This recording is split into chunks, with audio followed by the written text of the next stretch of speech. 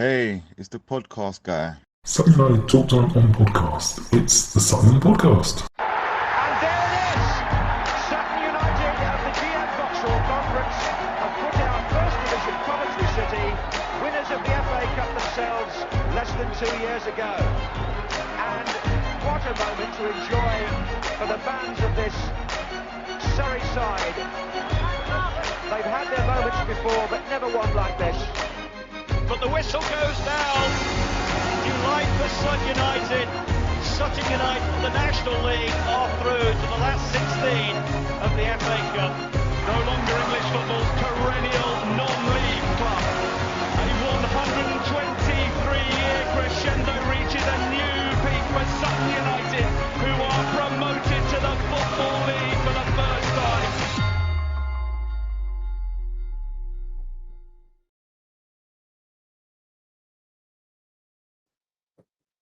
Hello and welcome to another episode of Sutton United Talk Time on podcast. It's the Sutton Podcast in association with Lucky Star Gin.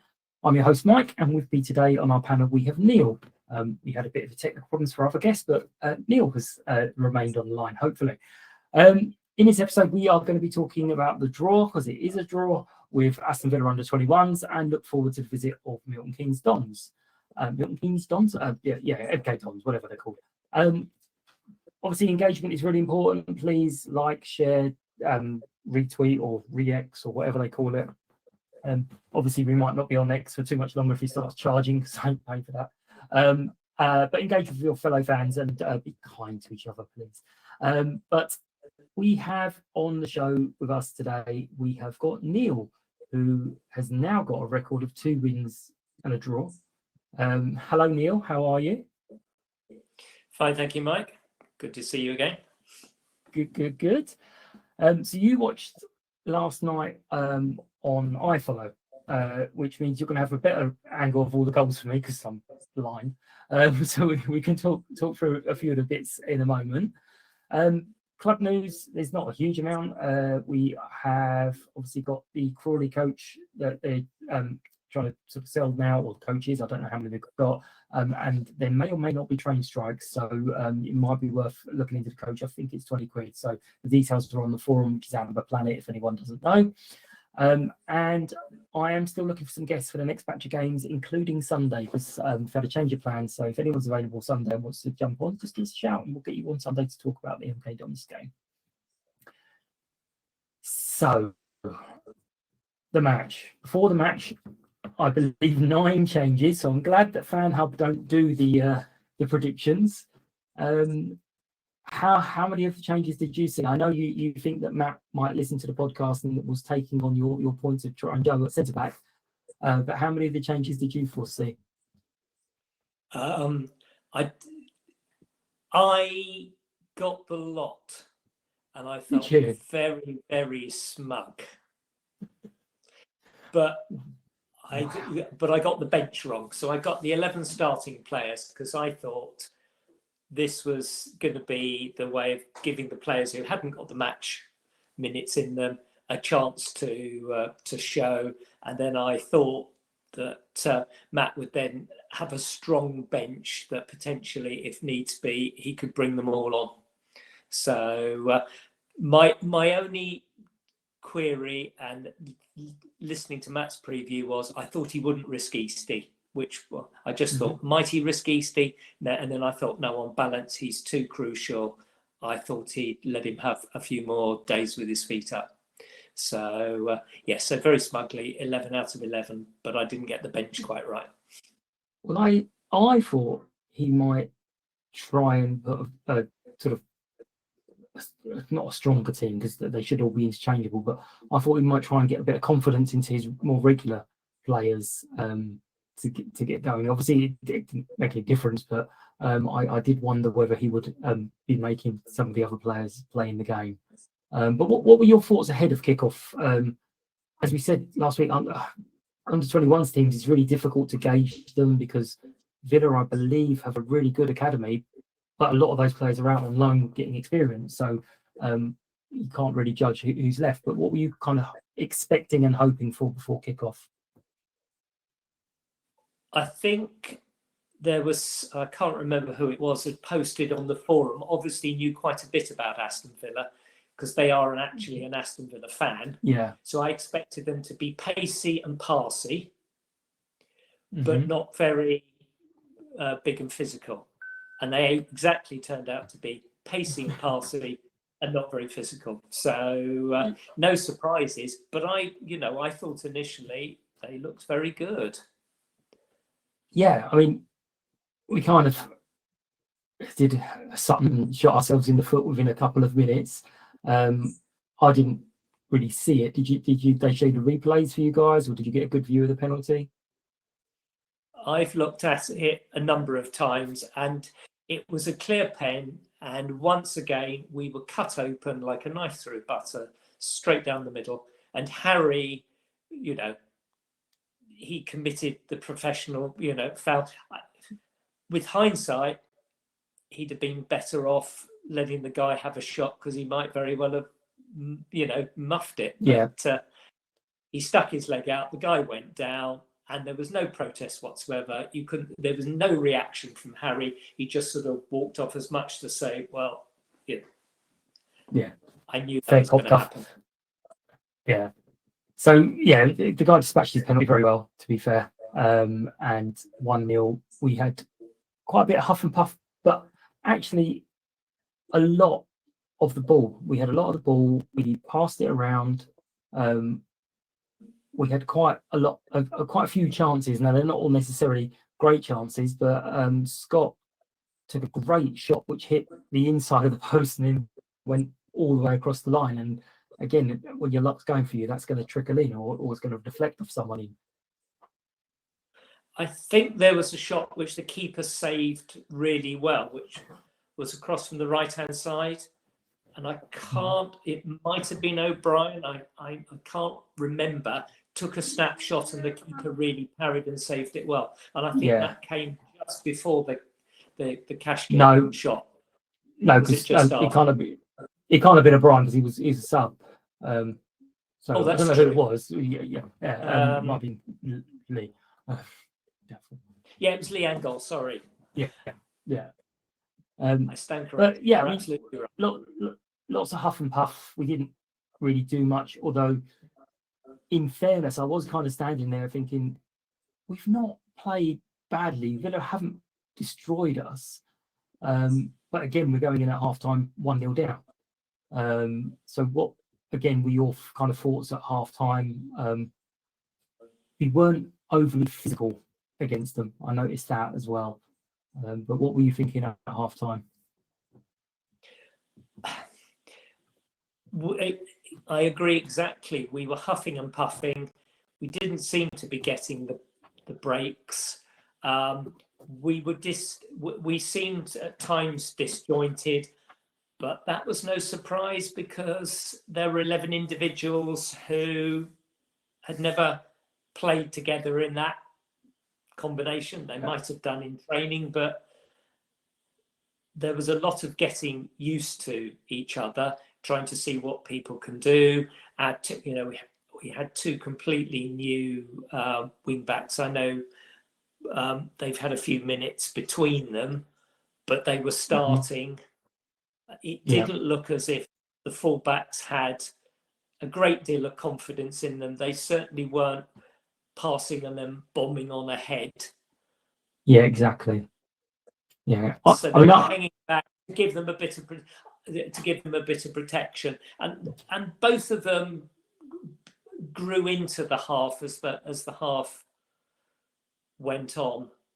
I thought we might have got one, but we lost a little bit of momentum and impetus as the half wore on. Yeah. I think we looked pleased to get in at half time at just 1-0 down. Yeah. Similar chats. I mean, at that time, I went and had a chat with Claire, and she showed me her new thing on her watch. She's got Snoopy moving around on her watch, and I was like, well, at this moment in time, that's my moment of the match. But things changed, so we're lucky. Again, came out for the second half, and again, lots of effort and whatnot. And this one definitely didn't see what happened because it was way up the other end. but we went in 2-0 down. So what was your view on the second goal? When I first saw it, I thought it was a bit of a freak. Watching the replay, he definitely meant it, and it was a very nice looping shot. So if he'd have turned and hit it, it would have been saved. But he sort of caressed the ball and looped it over Jack. So it was actually a quality finish, and it looked deliberate. So Yeah, I applaud him. That was a good bit of skill. But he shouldn't have been in the position to do that, because the defence got a bit mixed up. And it was on the left-hand side, and Rob wasn't quite up to speed of the back four, because he'd come on at half-time for Sam. Yeah, and somebody's could have been Rob's kids, to be fair. But 2-0 down, we then decided, hey, yeah, we're going to start playing. I wouldn't say either of our goals were brilliant. They're kind of quite bundled. I saw he got his first goal, which is obviously great for him coming off the bench. He got into some lovely positions as well. What were your sort of thoughts on him for the sort of 20 minutes, half hour he got? It was a good goal. Once again, O'Brien's football brain, the perfect ball through. I thought he'd gone a little bit too wide before he shot. But it went in, partly because the keeper made a bit of a hash of it and sort of almost helped arming it into the net. So it sort of ricocheted off the keeper's arm a bit, and that put it firmly into the roof of the net. So yeah, he was sharp to do it. The run was timed perfectly, and it was a very, very good ball from O'Brien. Yeah. So at this point we saw 2-1. We think, right, come on, we get it, and then we just kind of really settled down. We didn't really take it on. So were you kind of hoping for us to push on a little bit then, or were you kind of expecting the slow build up that we had?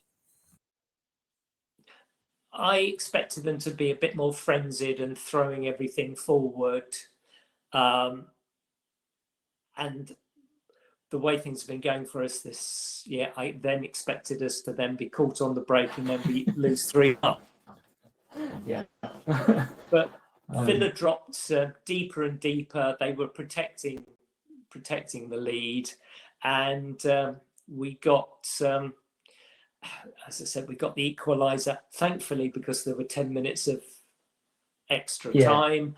We're never going to slag that off ever again, of course. Well, don't forget to Wembley. Right, I haven't spoken to Harry. I haven't watched the replay. Would it head it or did it hit his face? Because I'm like, it was the slowest goal, and it was like, no, that's going to get cleared. No, it's definitely going to get cleared, and it just seemed to bounce ever so slowly, comedy into the corner. It was a definite header.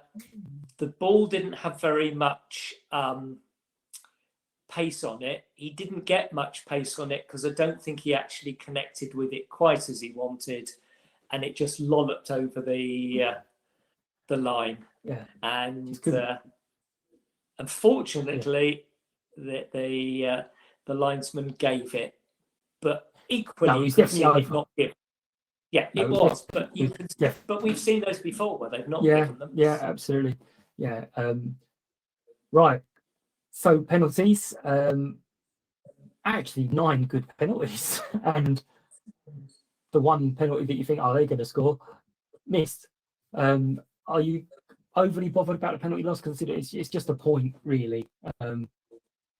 We got the draw. If we're going to lose a penalty shootout, that's the one to lose, because it potentially, if we were to win the other 2 games, we'd probably go through. And on that basis, then after that, you don't want to lose a penalty shootout because you're out. So, and you can't keep on winning them. Even the Germans didn't win every penalty shootout they ever had. It was an odd one. Yeah, it was an odd one. We lost it, but it was like, okay, what now? You can't. They didn't really celebrate. Yeah, we won a penalty shootout. It was like literally it's just 1 point in the group stages, so it didn't really mean much. Yeah. Right, we'll go through some of the comments and thoughts. There's no player ratings because the guy pundit rightly pointed out that no one really cares about the form of the Pizza Cup, and the crowd cup. One thing on the crowd, they announced it as 800 and something, which I was like, that's just mad, because we were standing there going, yeah, it's like being back in the Ryman days, 300-400 people, and it's like how quickly you get used to the bigger numbers. An 800 crowd, which a few years ago we were like, that's a good turnout for a Tuesday night, and we're now going, that's terrible, it's poor. But we a lot of confidence. People saying basically we played okay, but of more confident Sutton would have easily won that. Would you agree with that? A more confident full strength side should have won that easily. Yeah, but we're no, not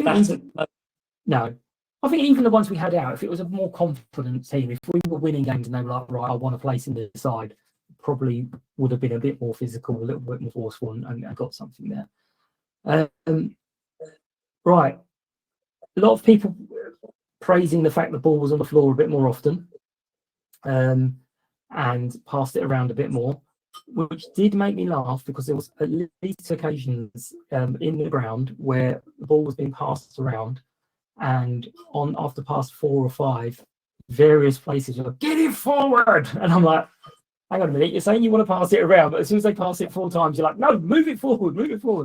But what did you think about sort of clearly an instruction not to just lump it forward? It was a bit more passing around at the top.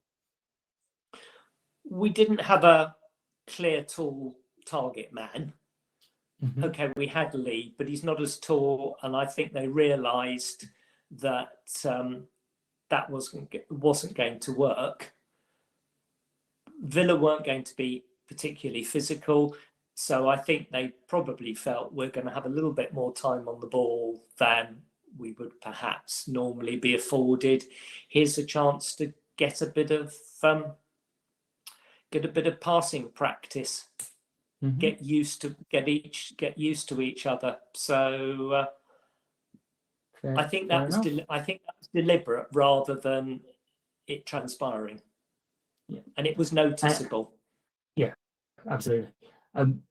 Would we say it's this counts? I mean, obviously we've got 7 in the league that we've lost, and then this draw. Are we like, well, this is just a cup game, no one really cares, or is this no? We're going to build on this because obviously we've got Wickham in the middle of all those games. We've got Cambridge in those games that we didn't lose, but we have lost 7 in a row. Does this mean anything to those league games? A defeat would have been even worse than not losing. Yeah. Okay. Fair enough. Pure psychology. Yeah, they're going to take something. It's something to build on now. Moment of the match. There's only the 2 of us, so it's going to be a very short poll this week.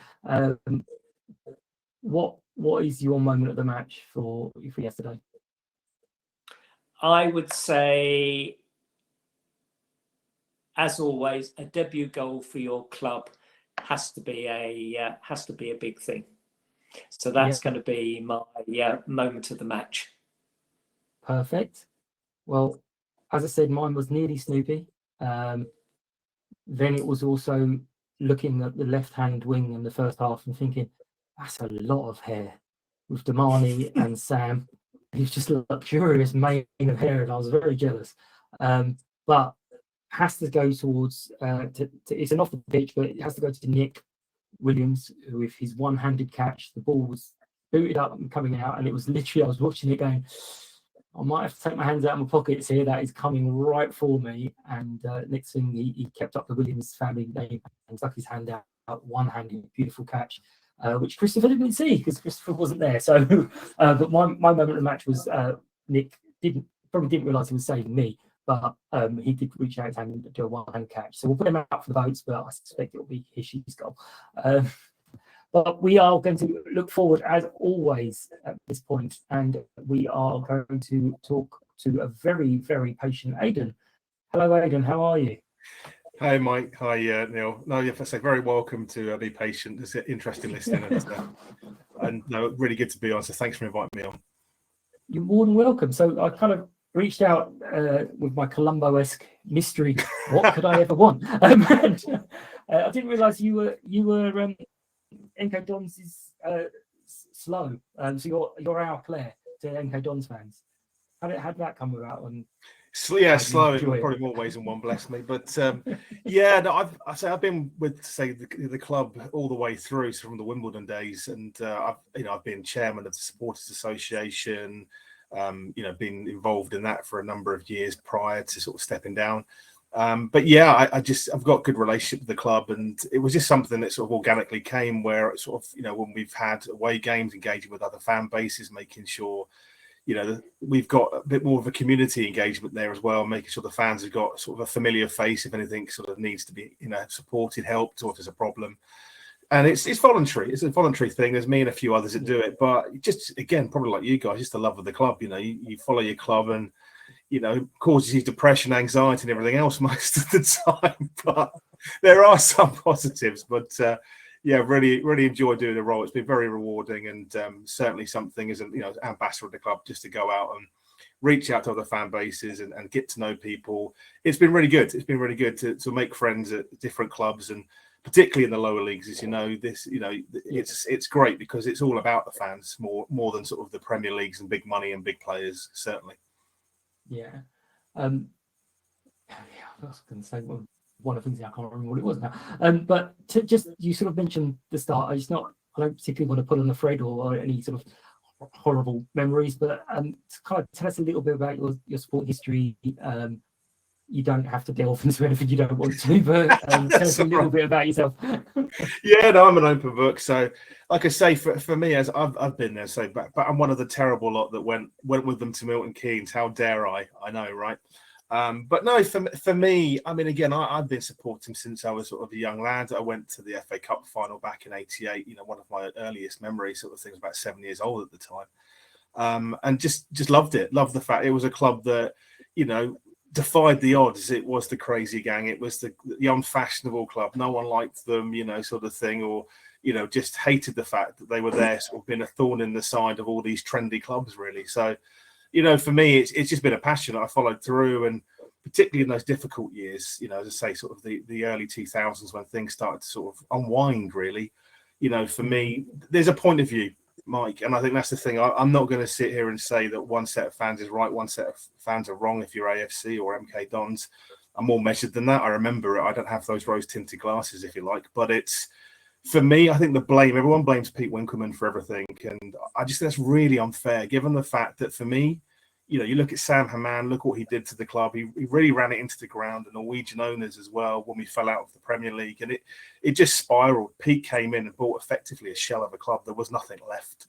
He's taken on paying the pensions of all those former Wimbledon players and a lot of other things that you don't really hear about. And to see what he's done with effectively what was a shell of a club, built a stadium, brought it back to, a sustainable football. I think that's the key thing with him. He's never going to spend the big bucks. He hasn't got that. He's been open about that, but he's given us a club that's sustainable. It runs itself. It's profitable in terms of balancing the books in that way.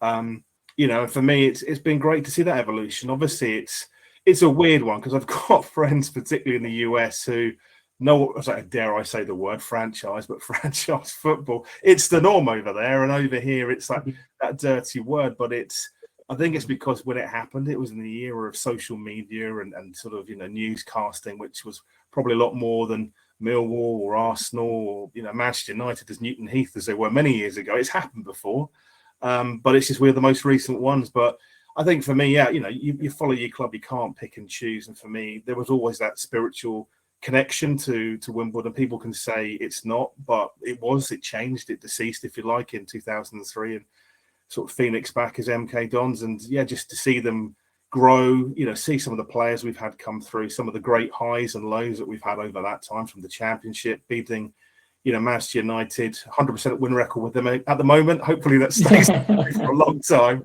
But it's been a roller coaster. And I think for me as a fan, it's just been one of those things that when you're an MK Dons fan, obviously you get a lot of stick wherever you go, but the fan base, is very, very solid. We really sort of look after each other, and that's a real family feel and a real bond that you get with the fan base, which is really lovely to see.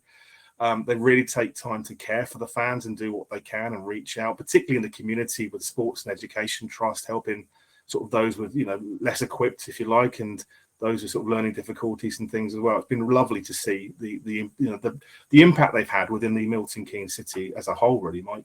But as I say, from me, I was there since I've had hair and less wrinkles and less grace, and carried it through. And my family, my son, he's now a big, massive MK Dons fan. My wife was not really into football when she first met me, and then I ended up taking her to MK Dons. She's now a season ticket holder, and I think about 5 or 6 years ago, she just said to me, "When did I start caring about football?" So, it's been an emotional journey. Yeah, I mean, there's lots, and obviously I'm not here to take the nick or anything, but we get lots of different stick about our ground, because obviously we're a normal club that suddenly went, are we supposed to be playing Football League now? Oh dear.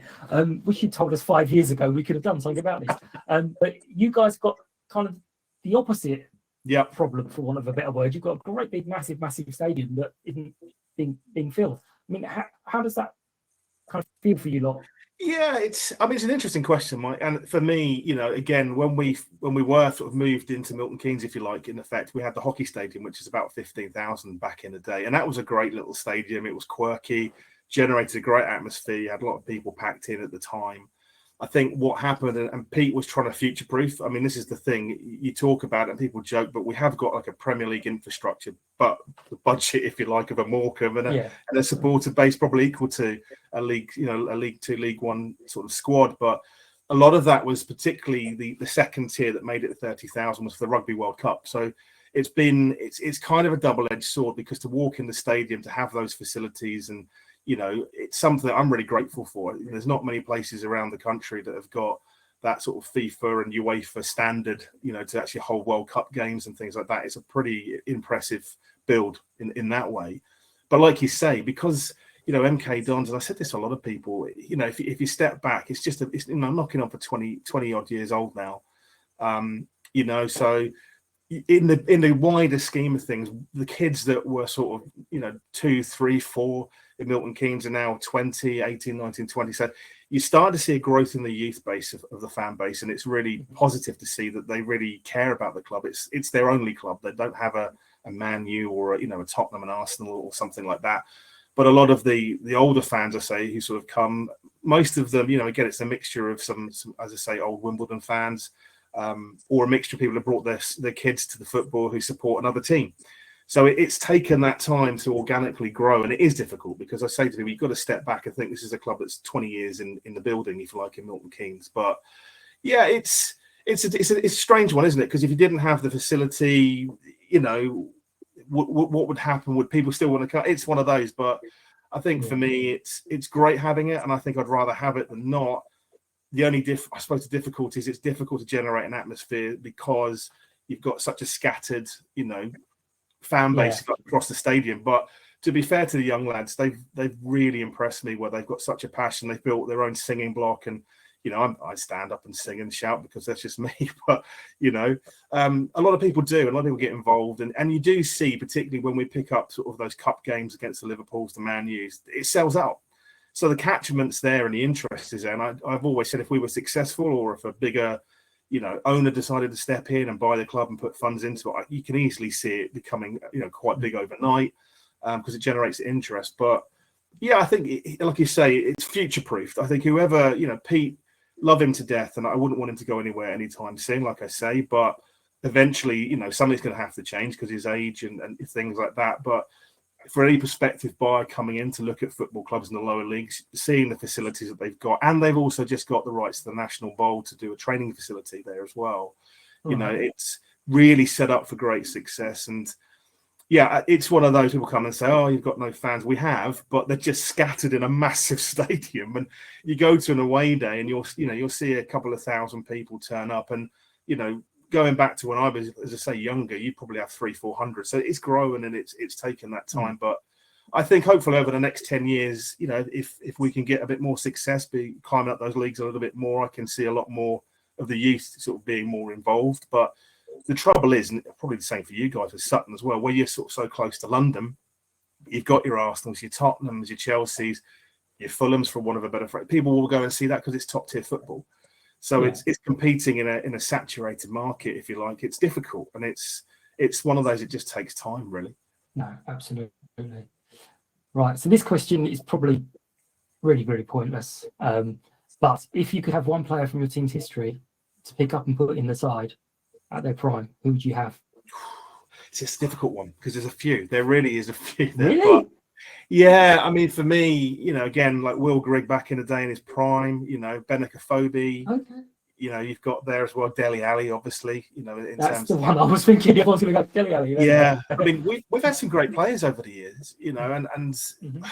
it's really hard. I think for me, Will Grigg back in his heyday, the first time round we had him in, he was just on fire, literally, and just a pleasure to watch, an absolute pleasure for me to see him when he came back the second time round. Obviously, he's just gone to Chesterfield now, but I think everyone had that romantic view of what he was to what he'd come back as, if that makes sense. So he was never going to be quite the same, but from an attacking point, I think for me, he was always someone I really enjoyed watching, and Benica Phobie is another one who I just really, really rated. So it's a difficult one, but I think if you push me on it, probably Grigg. I mean, everyone will probably say Dele Alli because of who he is. An amazing player in his day, and it's so sad to see what's happened, in recent years for him. We always joke at MK Dons, come back. If you're not feeling the love, come back to the club that loves you, and be nice to have him in League Two, wouldn't it? Because he's got the skill set, that's for sure, Mike. Who knows? Yeah, definitely. Yes, stranger things happen. I thought from recent players, you just said Scott Twine. Well, yeah. I mean, again, that's kind of a given, but I think for me, again, he was a fantastic player. We had him for one season, and it just frustrates me a little bit. And again, who is it for me to tell the chairman or the club what to do? Obviously, they've got a balance of books, and we all know that, particularly in the lower leagues. But when we had that squad, Neil, of Scott Twine, Harry Darling, again, and some great loan players coming in as well, it was just a phenomenal season. And I just sit there and looking back, and hindsight's a wonderful thing, but why we didn't try and keep that team together and have a second crack at it last season, I really don't know. They've sold, I mean, Scott, I think, as I say, it was undisclosed, but the rumours are around 7 million staged over a few years is what we got for him. If that's the case, that's a fantastic amount of money for a club of our size. But, again, you can't deny these players the opportunity to play at a high level. I get that. It's a difficult line to tread. But, I mean, to say, I thought he was brilliant in the season we had him, but it's one of those, would he have been doing it again second season, third?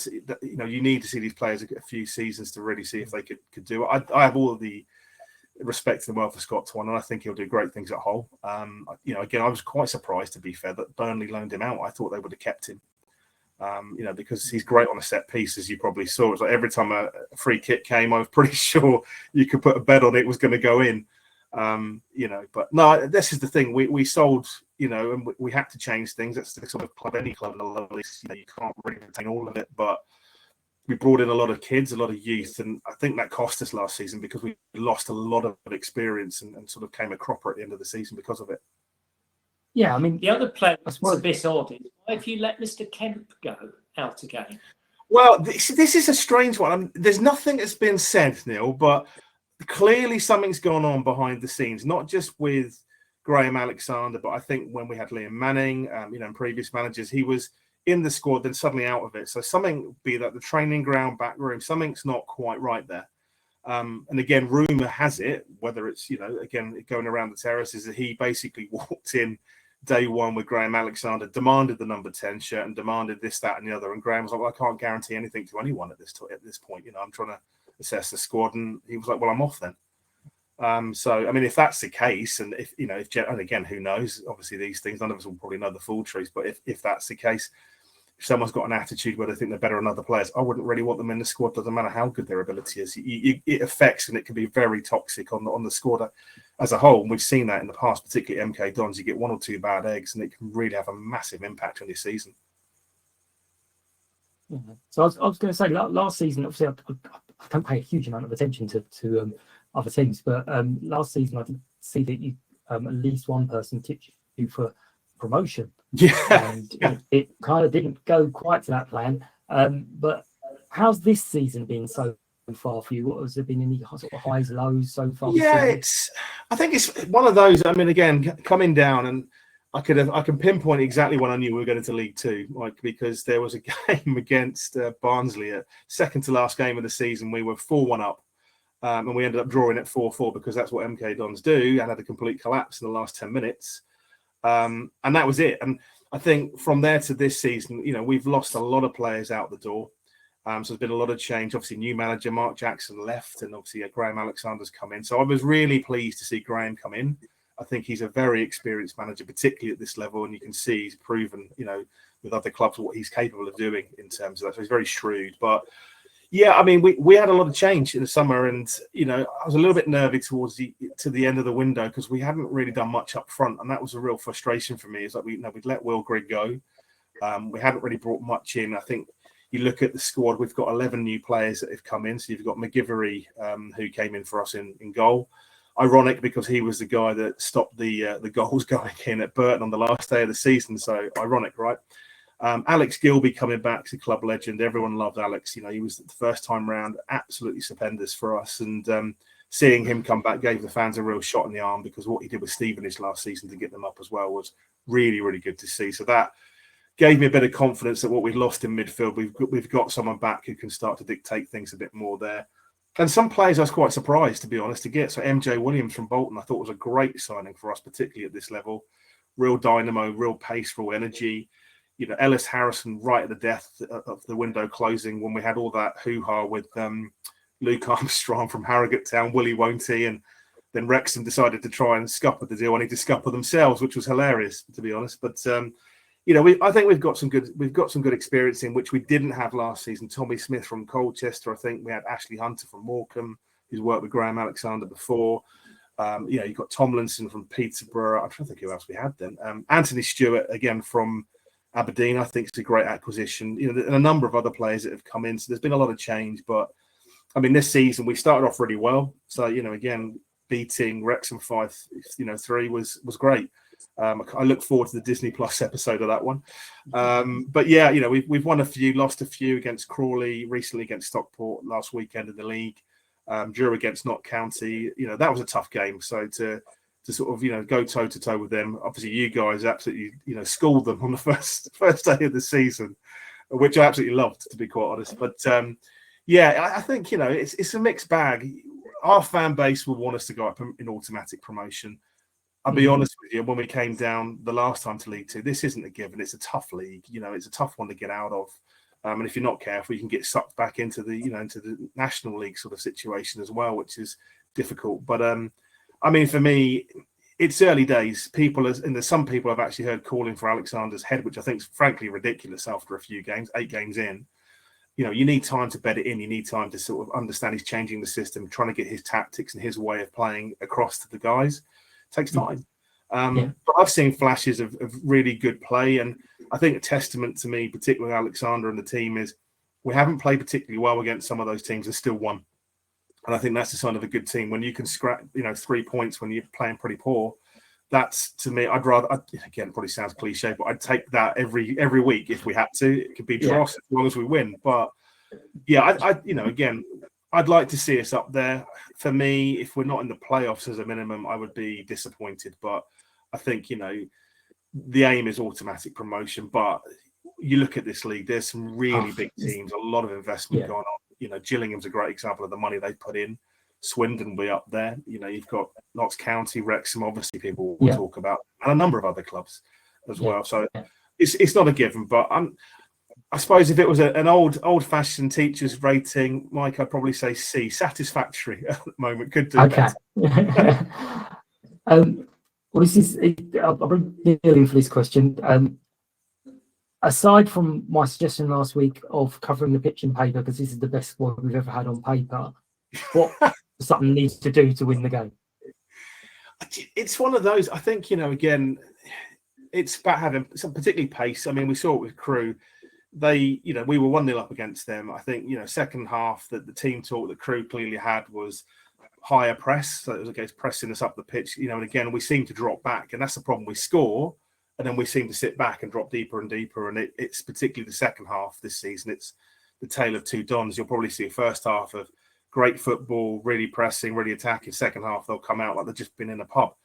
It's just really strange. So I think for you guys, it's keeping it compact, pace down the wing, particularly, some of our defenders, I'm just trying to think, Tommy Smith is an example. Number 10 at Crewe just did him every time, to the point that Graham Alexander actually subbed him off in that game, because he just couldn't cope with the pace. So I think that's the thing. If you've got players who can run the channels, cause problems, and keep it tight, that's probably one of the ways you'll be able to get into us and grind us down. I think our play this season, again, it's different, with new manager and tactics, but it seems that we come out and have a real sort of burst of energy that first 20 minutes. And if you can deal with this for that, I think it starts to then grind it out a bit more. I think that's sort of how I've seen it this season anyway, certainly. Neil, does that fill you full of a bit of confidence? I mean, the run up pace sounds great, the run into the channel sounds great, the keeping it tight doesn't sound like something we can do at the moment. What do you think? I think the only way we're going to beat MK Dons on Saturday is to be 2-0 up at half time. It's essentially, if we concede a goal, the confidence seems to go. We have we've lost all of the confidence that we should have had from the Notts County game. So we need a 2-goal cushion, and probably not to get 2-0 up too soon, because there's then plenty of time for us to throw it away. Because then when we let a goal in, we let another one in almost immediately. So I'd like us to be 0-0 at half time and then go 2-0 up after about 89 minutes, and then I'd be confident. But I'm afraid that's at the moment the only way I can be confident, because we are desperate for a win. One team's going to get a beating, because one day this lot's going to click again. Yeah, but I don't think it's going to be Saturday. And how's Matt? Is he likely to play Matt Dennis? Matt Dennis is, again, he's been injured, so he came back in early in the season, scored against Colchester United, literally at the death to win, which was fantastic. But again, he's one of those players that he's got all the ability, but I do question sometimes his work ethic.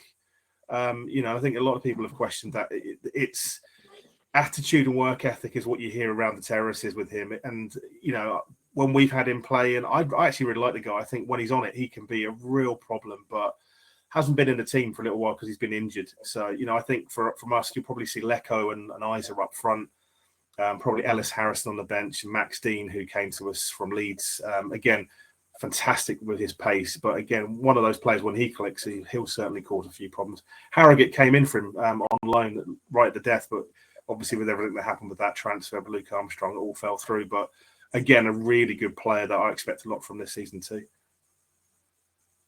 That surprised me, because Matt always seemed to be working quite hard, to be fair, when he came on for us. So that does surprise. Right, we're going to start to sort of wrap it up now. But Neil, I'll start with you.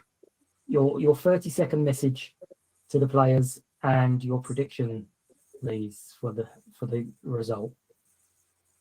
I think I'd say to them, it is very, very unusual to lose 8 games on the trot. So probably reverse psychology. Tell them to go out and lose the 8th game on the trot, and then they'll basically go and defy the manager and win. But seriously, I would say, if I was Matt, you're too good to keep on. You are too good on paper to keep on losing. It's going to click. Today's the day it's going to click. Okay, and your prediction? I've just said 2-0, didn't I? You did. You want that? But I don't believe it. But I'm going to say it. 2-0. Okay, fair enough. Don't forget, you still need to put it into the prediction league, because I'll forget to do that for you. I'll put 2-0 the other way around him.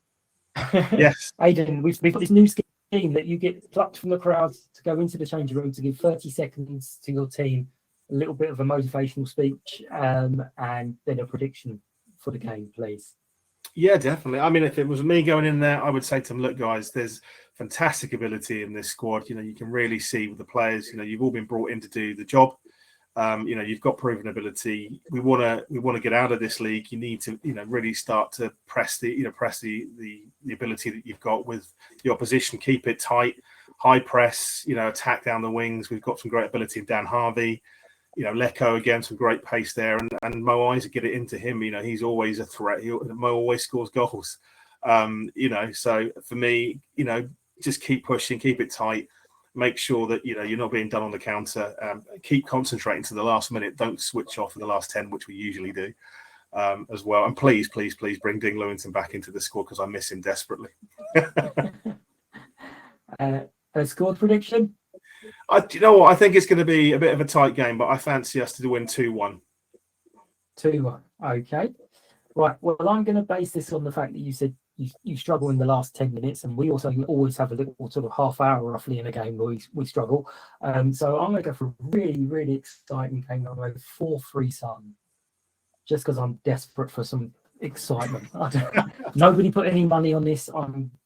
The only reason I have points in the prediction league is because I've rigged it that the more you play, the more you get. So don't put any money on it anyway. But the prediction league, the code is going to come on the screen if I manage to do it right. Yay, nice yellow and chocolate QR code. So out of a maximum of 66 points, I think we've got 2 people on 22 points. So prediction leagues are going brilliantly, and the bookies have loads and loads of money from us. But do please join in. There's plenty of time to win. I'm going to wrap it up there because we've said a lot about a draw. We've said a lot about a game that no one really knows what's going to happen. So thank you for listening. We really appreciate your ear attention. I still love that joke. Follow, like, share Sutton Podcast on all social medias. Don't forget to subscribe on your preferred platform. Leave us a review if you like.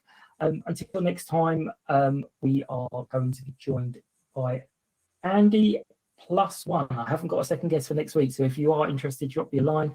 But thank you to Neil, thank you to Aiden, and thanks as always to Lucky Star Gin, who's sponsoring us. And United!